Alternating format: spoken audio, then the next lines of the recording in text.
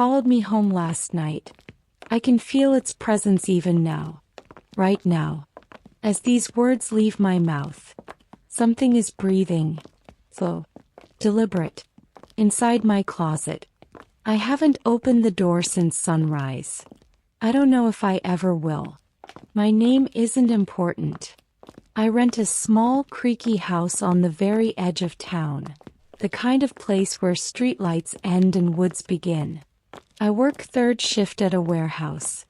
Clock out at 11:15 p.m. Walk the same 22-minute route home every night. Same cracked sidewalk. Same buzzing sodium lamps. Same silence broken only by my own footsteps. Last night, December 28, 2025, was colder than usual. My breath fogged in front of me like smoke. Kept my headphones in volume low. I've always preferred to hear my surroundings. Just in case. Halfway home, near the abandoned park with the broken swings, I first noticed it. Another set of footsteps. Not mine. They landed a half-second behind me, exactly the rhythm of my own stride. I slowed. They slowed. I stopped completely under a flickering lamp. The other footsteps stopped too. Dead silence. Then I took one step forward. One step echoed behind me. I swear on everything it was perfectly synchronized. I told myself it was coincidence. An echo. Another night walker keeping pace. But when I picked up speed, the footsteps picked up speed. When I jogged, they jogged. Gravel crunched under heavier weight than mine. Longer strides. I glanced back. Nothing but stretching shadows. Yet the breathing started. Wet. Rasping. Right at the nape of my neck. Like someone tall was bending down to exhale directly into my ear. I sprinted the last block. Lungs burning. Heart slamming. Fumbled the house key, it slipped from frozen fingers. Clattered on the porch wood. I dropped to my knees to grab it. And the breathing was right there, hot, moist, inches from my skin. I could smell it. Something metallic like old coins and wet earth.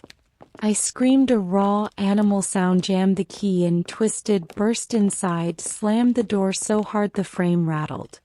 Deadbolt. Back against the wood, sliding down until I sat on the cold floor.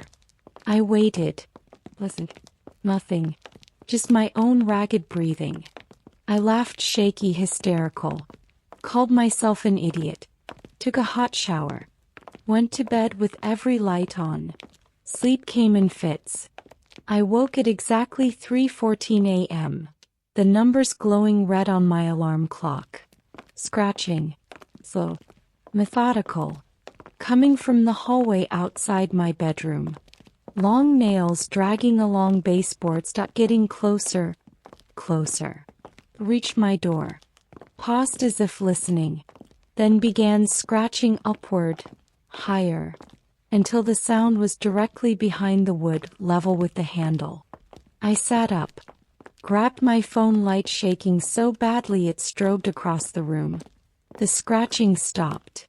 Silence for 10 full seconds. Then the door handle turned. One complete, agonizingly slow rotation. Stopped. Turned again the other way.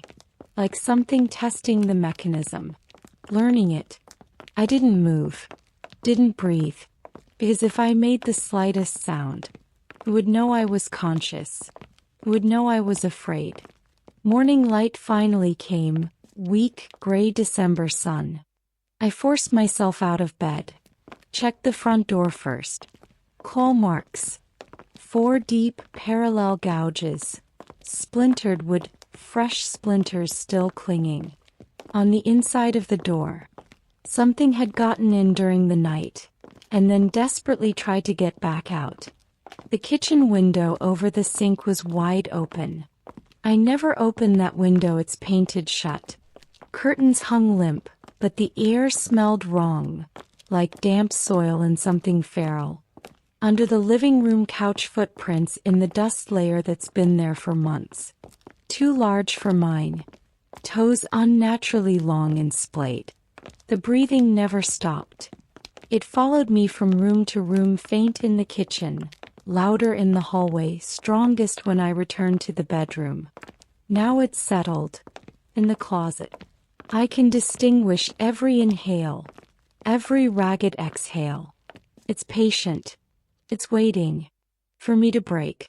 I'm still here, right now, sitting on the edge of my bed. Bedroom door locked. Chair wedged under the handle. The closet is maybe 10 feet away. The breathing is deeper now, slower, almost satisfied. It knows I'm talking about it. I can feel its attention shift every time I say the word closet. If I reach for that handle tonight, it won't just watch anymore. It will reach back. It will finish whatever it came here to do. If you're still watching this, please, don't try to find this house. Don't look up the address. Because the second you felt that cold prickle on the back of your own neck tonight, the moment you heard footsteps that weren't yours, it might already be walking behind you. It might already be inside. For me to open that door. Subscribe to my YouTube channel to watch more realistic story and will relieve you pains.